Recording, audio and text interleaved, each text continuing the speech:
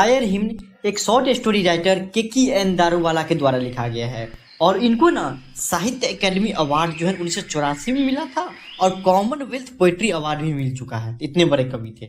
और उनका जो मेन कलेक्शन की बात करें जिसमें है under Orion, a partition in April और क्रॉसिंग ऑफ रिवर्स है।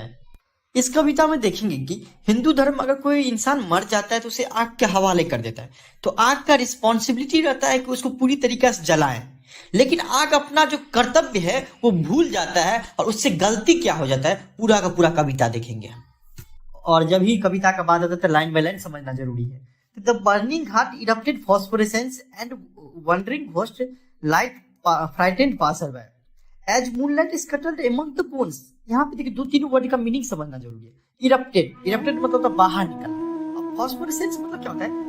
आग देखे होंगे। आग क्या होता है? जब आपको खत्म होने लगता है ना, लकड़ी सबका जलाए होंगे ठंडी के महीना में, देखेंगे कि उसमें से लाल लाल रोशनी निकलते रहता है आग में से, ठीक है। जो धुआं भी नहीं निकलेगा और लाल लाल रोशनी लगता है, आप उसको भी जो है ना ताप सकते हैं, उतना आग उसमें रहता है। उसी को बोलते हैं फॉस्फोरेसेंस, ठीक ना। वो भी जलता भी ना रहे और धुआं भी ना निकले, बीच का जो रहता है आपको, जिससे आपको अच्छा खासा जो थोड़ा लाल लगते रहता है, हाँ, थोड़ा बहुत हीट आते रहता है, उसी को बोलता है फॉस्फोरेसेंस, ठीक।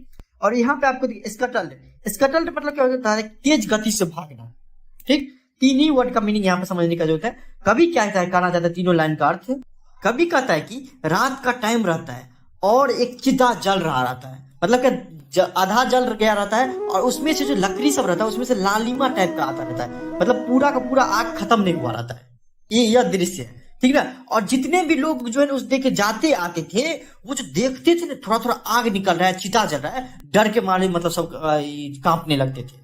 और रात का टाइम था तो चंद्रमा का जो रोशनी हड्डी में पड़ता था उस चिता के, उसमें से आपको ऐसा लगता था कि भूत निकल के आ रहा है। तो जितना भी लोग आसपास से जाते आते थे तो सबको क्या लगता था? डर लगते रहता है। यह चित्र जो प्रदर्शित किया गया पहला 3 लाइन में। आगे कभी कहते हैं once strolling at dawn past river bank and ghat we saw impulse losing their cruel redness to the grey ash that swallows all half cooked limbs bore witness to the fire's debauchery। यहाँ पे strolling मतलब होता है टहलना, इम्बर्स मतलब होता है जलता हुआ, लिम्स मतलब होता है शरीर के अंग, और डिबेचुरी मतलब होता है अनैतिक व्यवहार।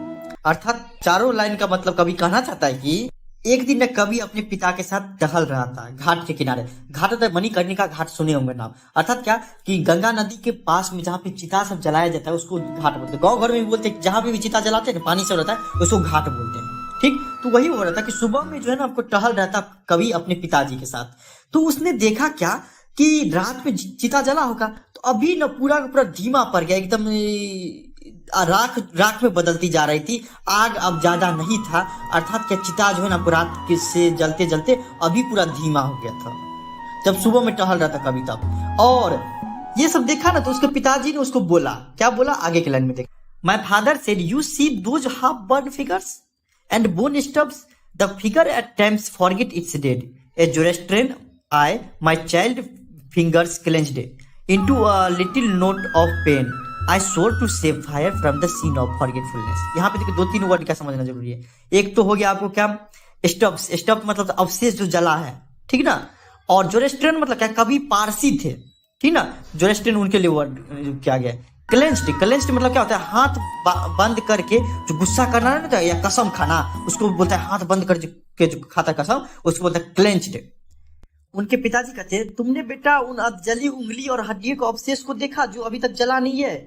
कई बार क्या होता है बाबू कि आग अपनी शरण में आए मृत शरीर को भूल जाती है कि उनको जलाना है। आग का रिस्पॉन्सिबिलिटी जलाना, लेकिन नहीं जलाने लगती। मेरे मरे हुए बच्चे की मुठिया बंद है, देखो तुम गौर से, ठीक ना, जैसे कि वो अभी भी दर्द की गिरफ्त में हो।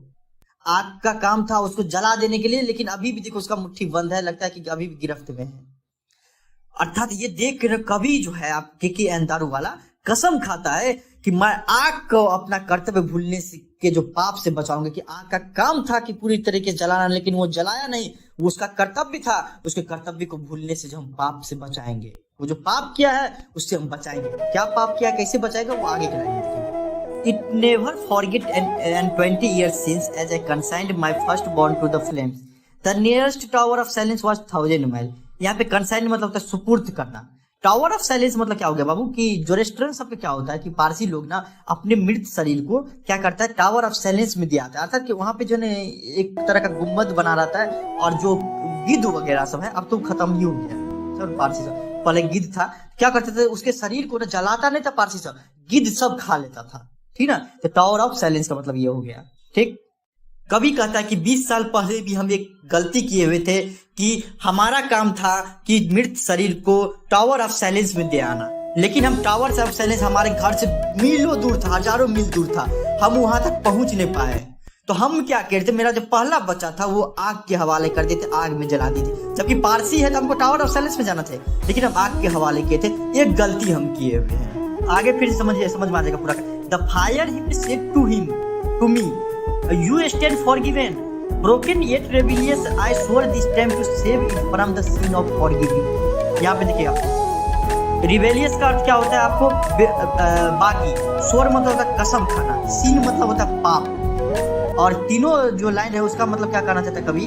कवि कहता है कि हमसे भी एक गलती हुआ था 20 साल पहले कि हम भी आग में जला दिए थे अपने बच्चे को, और तब उधर से मतलब ऐसा लगता है कि मतलब आग अग्नि देवता जो है वो मतलब उनको उनसे कहता है के अंदर वाला से, कोई दिक्कत नहीं है के अंदर वाला, तुमको माफ करते हैं हम, तुम जो गलती किए हो माफ करते हैं। क्योंकि देखिए हजारों मील दूर था, उतना दूर तो जा नहीं पाता था टावर ऑफ साइलेंस, इसलिए अग्नि देवता बोलता है कि चलो कोई दिक्कत, तुमको माफ करते हैं। लेकिन फिर भी वो अंदर से सोचता है कि देखिए अभी एगो बच्चा जो जल रहा है उसको अच्छा से नहीं जलाया, तो मेरा भी बच्चा होगा 20 साल पहले जलाए होंगे, उसको भी अच्छा से नहीं जलाया होगा। वो अंदर से टूट जाता है कि मेरे बच्चे के साथ भी ऐसे ही याद किया होगा, और वो क्या करता है, विद्रोह करने के लिए तैयार हो जाता है कि मेरे साथ भी ऐसा क्या होगा, ये बच्चे के साथ क्या होगा। अंदर से टूट जाता है और कसम खाता है फिर से उसी टाइम कि ये जो पाप कर रहा है उसको हम बचा के रखेंगे, ठीक ना।